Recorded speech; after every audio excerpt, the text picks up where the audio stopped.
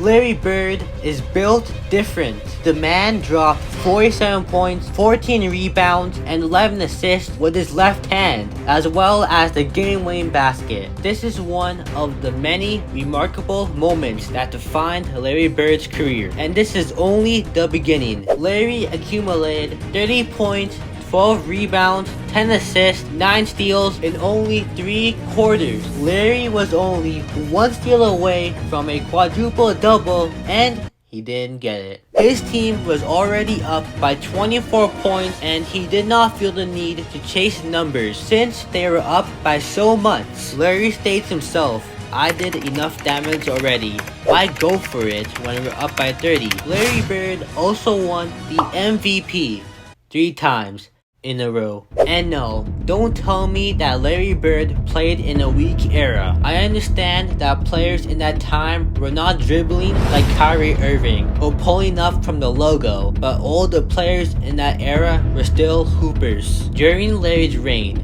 there were still Magic Johnson, Isaiah Thomas, Kareem Abdul-Jabbar, Bernard King, Moses Malone, Dr. J, and a young Michael Jordan. That definitely speaks for itself. The man is also extremely confident. Before the 1988 three-point contest, Larry Bird said his famous quote, "Who's coming in second?" And then Larry competed in his warm-up jacket, and then the man walked off the court after hitting the final 3 to win the contest. Or when it was a tie game late in the 4th, and he told Xavier McDaniel, "I'm gonna get the ball right here, and I'm gonna shoot it right in your face." And that's exactly what he did. After hitting that shot, he told McDaniel, "I didn't mean to leave 2 seconds on the clock." That's tough. Along with his confidence, amazing trash talk, the man was also clutch. In a pivotal Game 5 versus the Pistons, the Celtics were up 102 to 101, and Larry proceeds to hit a contested shot, or Rick Mulhorn. The next play, Isaiah Thomas gets fouled and cuts the lead to 1. Then Larry dots Ainge for a mid-range jumper. Literally 2 seconds later, Lambier hits an open mid-range, leading by a point. Bird misses a close shot, and the Pistons call timeout.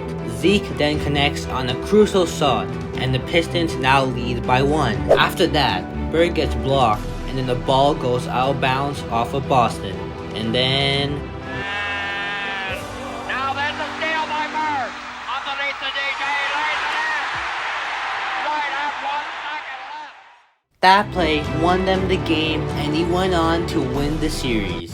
The score was 123 to 123, and Larry got the ball into the post and then hit a contested fadeaway over Magic, and the Celtics won a crucial game in that series. Despite his old age, Larry still gave us performances for the ages.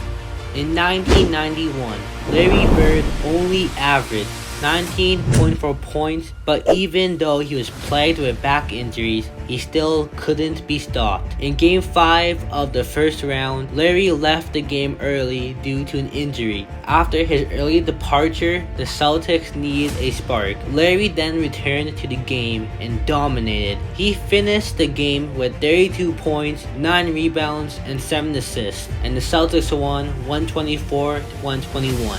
In Larry's final season, Larry records his last triple-double of his career, but it will indeed be remembered forever. On March 15th, the Celtics won in double OT against the Blazers, and Larry Bird put up 49 points, 14 rebounds, 12 assists, and 4 steals. He did this while dealing with major back problems. Let that sink in for a moment.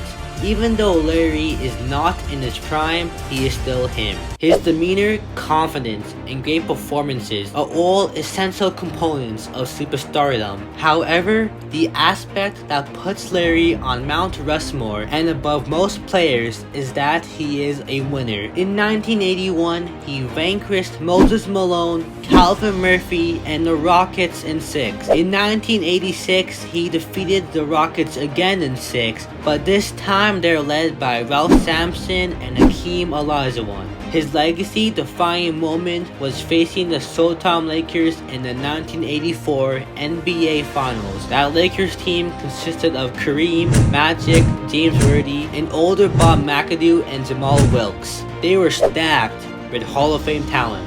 Larry Bird and the Celtics pushed the seemingly unbeatable team to 7 games and they won in 7. Yes, the Celtics were pretty stacked with talent as well, but it was Larry who stole the show. He averaged 27.4 points, 14 rebounds, 3.6 assists, and 1.1 blocks and took home the Finals MVP award. Allen Iverson also won the MVP award in 2001 and he was an absolute hooper. You can check out his greatness right here. Subscribe.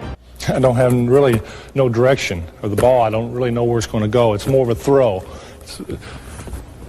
Of course, me,